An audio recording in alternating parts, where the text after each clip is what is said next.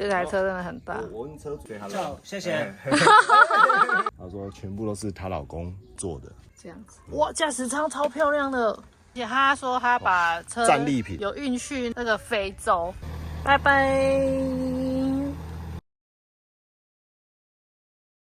嗨，大家好，我是欧迅。这一次的意大利27天露营车旅行呢，途中不断的遇到很多老爷爷级的露营车，也有很多那种 Land Rover、那种 Defender 这种老车露营车，在台湾能见度很低的，在意大利其实算是很常见。那我们查了一下 Land Rover Defender 老的车子呢，在意大利一台大概台币大概十几万左右，价格相当的便宜，所以在欧洲的路上其实还蛮常见的。然后也有一些复古型的露营车，因为毕竟欧洲从20-30年前就已经很流行露营车了啦，在路上会很常遇到这些老的露营车。那这一集呢，我们要来开箱一台非常特别、很少见的露营车，这是在德国一家专门在做军用货卡的 Hanomag 公司所出的露营车。很幸运的，在我们的露营车旅行当中呢，让我们遇到这一台 Hanomag 老露营车。这个是德国的卡车，老卡车下去改的。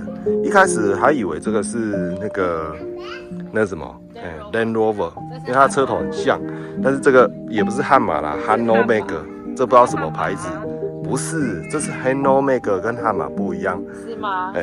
那个有知道这个的朋友可以留言一下哦。这个轮胎有够大。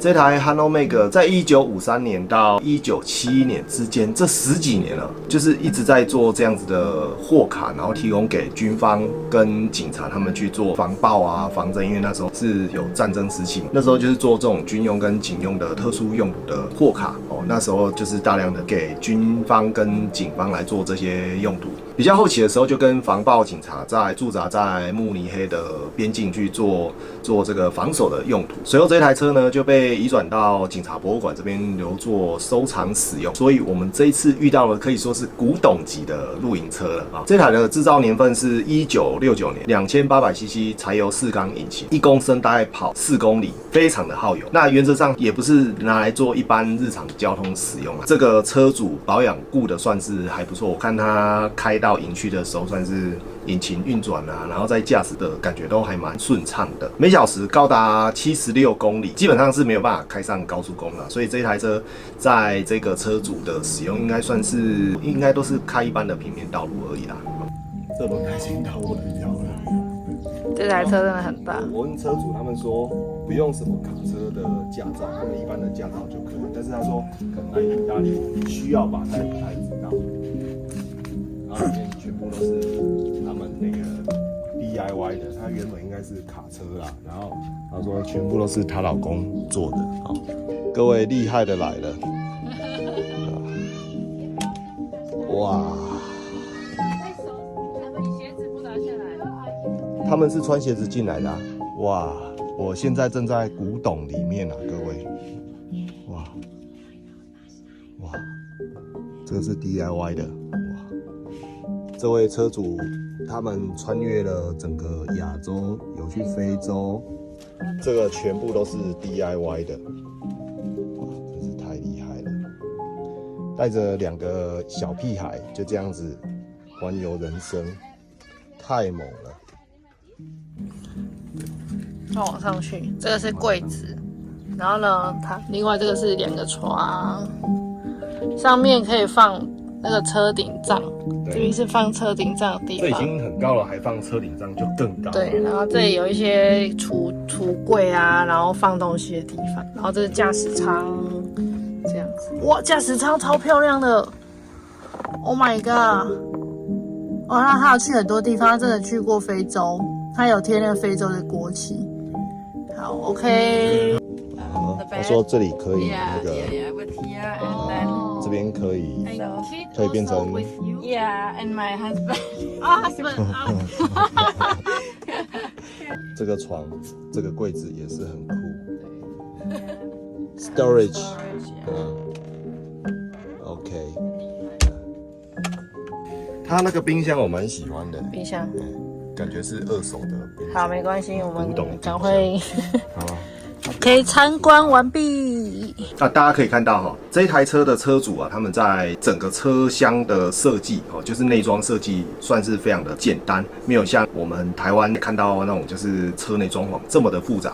因为这一台 Hanomag 的货卡，它其实后面的车厢算是比较平整化，所以他们就是比较简单的做了2个边柜，一个是内坎瓦斯炉具，再加上水槽，这个算是欧洲露营车常见的这个标准配备啦。然后这个可能是连接瓦斯作为燃料系统，就是简单的收纳，门拉开旁边也有一个简单的收纳柜去收藏它的一些物品。车厢在上面也有装了一个手工自己 DIY 的一个收纳物品的地方。整体车厢里面的设计算是比较简单哦，他们不会弄到太复杂的设计，然后其他的东西就是用简单的收纳箱，可以看到这个收纳箱算是跟美学一点关系都没有，就是很日常的那种收纳箱，然后东西都放进去而已。因为毕竟有小孩子，你可能要求美学也是很困难。里面也有放了一些算是安全座椅，做个固定，所以里面基本上就是可以满足基本的生活机能而已。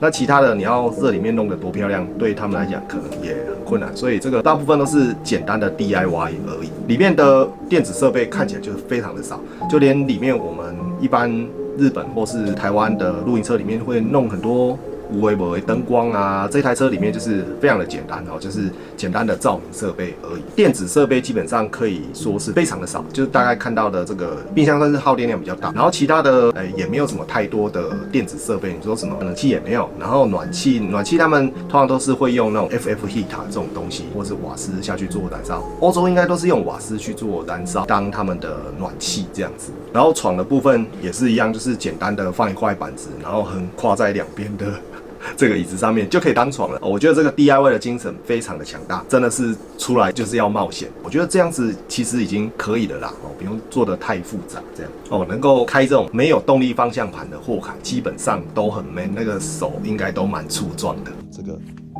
太空了哦，汉马啦，这个是什么？那个是油箱 oil water。OK， 它后面也是很酷的，就是有个楼梯上去，要绑东西。把这边打开的时候，哇，整个就是很 chill 的感觉。不行，我早上已经看过啦。它打开后面真的很酷。他去过很多国家，你看他这些，他说他把车战利品。有运去那个非洲，他真的很厉害，他去超多地方。好，伊朗也有，他真的超厉害的。这个世界上真的很多热爱冒险的人，对啊，就是住在一台车上，好赞。看一下这边是有一个这个德国大哥很会改，然后这个是脱困版，这不是脱困版啊，不然呢？但是有点像脱困版，这是那个金属版的脱困版，老的窗户，超厉害的，这 DIY 太强。好，以上就是今天这一集 Hanomag 老露营车的开箱分享，希望大家会喜欢。好，拜拜。